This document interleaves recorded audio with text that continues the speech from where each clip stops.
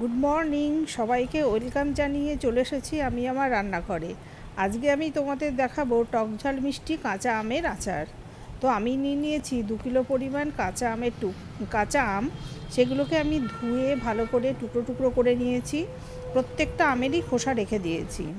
এবার আমি ফোড়নের জন্য কি নিয়েছি দেখো। ফোড়নের জন্য নিয়েছি জিরে, মৌরি, পাঁচফোড়ন, ধনে, শুকনো লঙ্কা, মেথি, সবই আছে কিন্তু পরিমাণ মতো।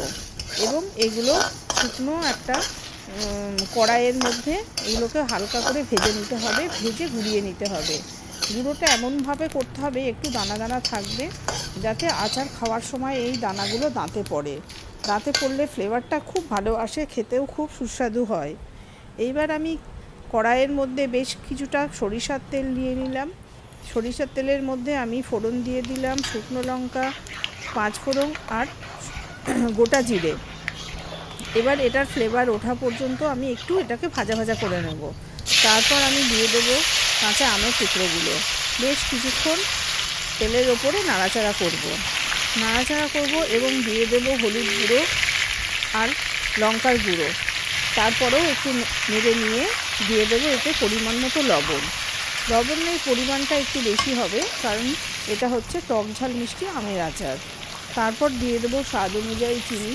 ব্যালেন্স তো রাখতেই হবে, সেই জন্যে মিষ্টিটা দেওয়া। তারপরে খুব ভালোভাবে নাড়বো এবং একটু চাপা দিয়ে রাখবো, যাতে একটু এটা মজে আসে।